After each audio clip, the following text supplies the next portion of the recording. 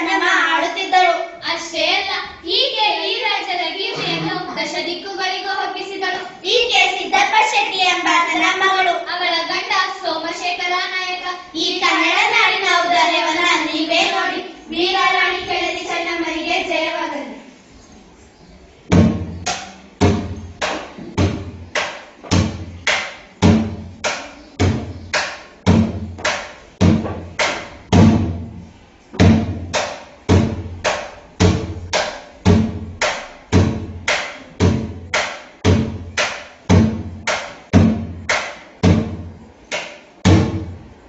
ಮಹಾರಾಣಿಯವರಿಗೆ ಜಯವಾಗಲಿ. ರಾಣಿ ಚೆನ್ನಮ್ಮ ಸಭೆಗೆ ಬರುತ್ತಿದ್ದಾರೆ. ಪುರದ ಪ್ರಜೆಗಳೆಲ್ಲ ಸಾಲಾಗಿ ಬನ್ನಿ.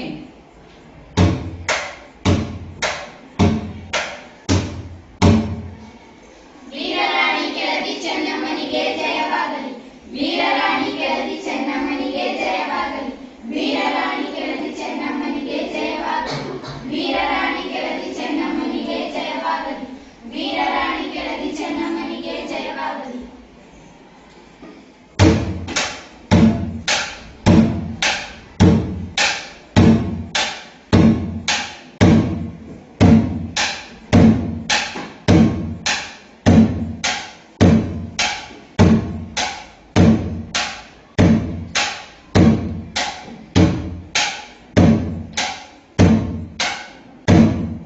ಏನು ಜಂಗಮರೇ, ಏನು ನಿಮ್ಮ ಸಮಸ್ಯೆ? ನಾವು ಜಂಗಮರಲ್ಲ ತಾಯಿ, ಛತ್ರಪತಿ ಶಿವಾಜಿಯವರ ಮಗ ರಾಜಾರಾಮ. ಏನು? ಛತ್ರಪತಿ ಶಿವಾಜಿಯವರ ಮಗ ರಾಜಾರಾಮನ? ಏನು, ನೀವು ಛತ್ರಪತಿ ಶಿವಾಜಿಯವರ ಮಕ್ಕಳೇ? ನನ್ನಿಂದೇನಾಗಬೇಕು? ಬನ್ನಿ ಕುಳಿತುಕೊಳ್ಳಿ. ತಾಯಿ, ಅದೃಷ್ಟ ಔರಂಗಜೇಬನು ನನ್ನ ಸಹೋದರ ಸಂಭಾಜಿಯನ್ನು ಸೆರೆಹಿಡಿದ ಕ್ರೂರತನದಿಂದ ಕೊಲ್ಲಿಸಿಬಿಟ್ಟ. ಈಗ ನನ್ನನ್ನು ಕೊಲ್ಲಿಸಬೇಕೆಂದು ಹೊಂಚು ಹಾಕಿದ್ದಾನೆ. ಸೈನ್ಯವನ್ನು ಕಳುಹಿಸಿ ರಾಜ್ಯವನ್ನು ವಶಪಡಿಸಿಕೊಳ್ಳಲು ಸೈನ್ಯ ಕಳುಹಿಸಿದ್ದಾನೆ. ಈಗಾಗಲೇ ಕೆಲವು ಕೋಟೆಗಳು ಅವನ ಕೈವಶವಾಗಿವೆ. ಶತ್ರುಗಳನ್ನು ತಪ್ಪಿಸಿ ಇಲ್ಲಿಗೆ ಬಂದಿದ್ದೇವೆ. ನಮಗೆ ರಕ್ಷಣೆ ಕೊಡಿ. ಬೇರೆ ರಾಜ್ಯದವರು ನಿಮಗೆ ರಕ್ಷಣೆ ನೀಡಲಿಲ್ಲವೇ? ಇಲ್ಲ ತಾಯಿ, ಅದೃಷ್ಟ ಔರಂಗಜೇಬನ ಕೋಪಕ್ಕೆ ಹೆದರಿ ರಕ್ಷಣೆ ನೀಡಲು ನಿರಾಕರಿಸಿದರು. ಆತನ ವೈರತ್ವ ಕಟ್ಟಿಕೊಳ್ಳುವುದು ಯಾರಿಗೂ ಸುಲಭದ ಮಾತಲ್ಲ.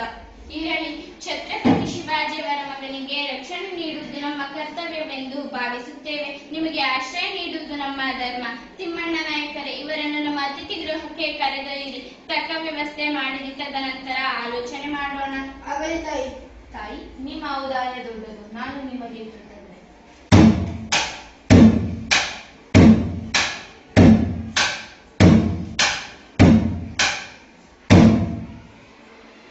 ತಿಮ್ಮಣ್ಣ ನಾಯಕರೇ, ರಾಜಾರಾಮನಿಗೆ ಆಶ್ರಯ ನೀಡುವ ಬಗ್ಗೆ ನಿಮ್ಮ ಅಭಿಪ್ರಾಯವೇನು?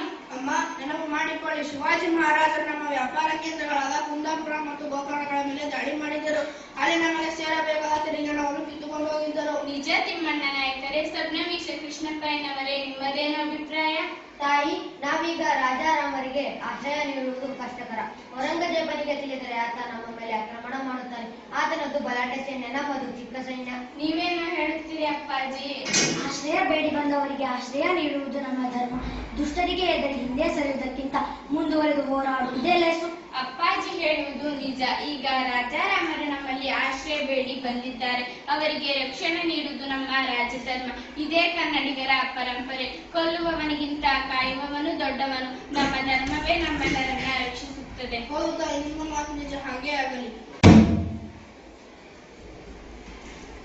ಮಹಾರಾಣಿಯವರಿಗೆ ಜಯವಾಗಲಿ. ನಿಮ್ಮನ್ನು ತುರ್ತಾಗಿ ಭೇಟಿಯಾಗಲು ಬೇಹುಗಾರನೊಬ್ಬ ಕಾಯುತ್ತಿದ್ದಾನೆ. ಕಳಿಸಿಕೊಡಲೇ? ಕಳಿಸಿ. ತಾಯಿ, ಒಂದು ಆಘಾತಕಾರಿ ಸುದ್ದಿ. ಪರವಾಗಿಲ್ಲ, ಹೇಳಿ. ತಾವು ರಾಜಾರಾಮನಿಗೆ ಆಶ್ರಯ ನೀಡಿರುವುದನ್ನು ಕೇಳಿ ಔರಂಗಜೇಬನು ಬಹಳ ಕೋಪಗೊಂಡಿದ್ದಾನೆ. ರಾಜ್ಯವನ್ನು ಮುತ್ತಲು ಸೇನೆ ಕಳುಹಿಸಿದ್ದಾನೆ. ರಾಜಾರಾಮನನ್ನು ಔರಂಗಜೇಬನಿಗೆ ಒಪ್ಪಿಸಬೇಕಂತೆ, ಇಲ್ಲವೇ ಯುದ್ಧಕ್ಕೆ ಸಿದ್ಧತೆ. ಹೀಗೋ, ರಾಜಾರಾಮನಿಗೆ ಈಗಾಗಲೇ ಆಶ್ರಯ ನೀಡಿದ್ದಾಗಿದೆ. ಅವರನ್ನು ಒಪ್ಪಿಸುವುದು ಸಾಧ್ಯವಿಲ್ಲ. ಶರಣಾಗತರನ್ನು ರಕ್ಷಿಸುವುದು ಕನ್ನಡಿಗರ ವೀರ ಪರಂಪರೆ. ಇದಕ್ಕೇನು ಮುಂದಿನ ದಾರಿ ಕೃಷ್ಣಪ್ಪಯ್ಯನವರೇ? ತಾಯಿ, ನಾವು ಕನ್ನಡಿಗರು ಕಲಿತನದಿಂದ ಕಾದಾಡೋಣ. ನಯಾಪದೆಗಳು ಶಿವನಿಚ್ಛೆ. ಯುದ್ಧ ಒಂದೇ ನಮಗೆ ಉಳಿದಿರುವ ದಾರಿ.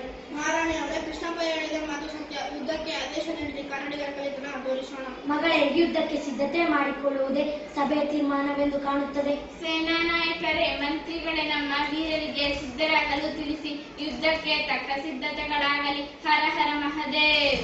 ಹರ ಹರ ಮಹದೇವ್.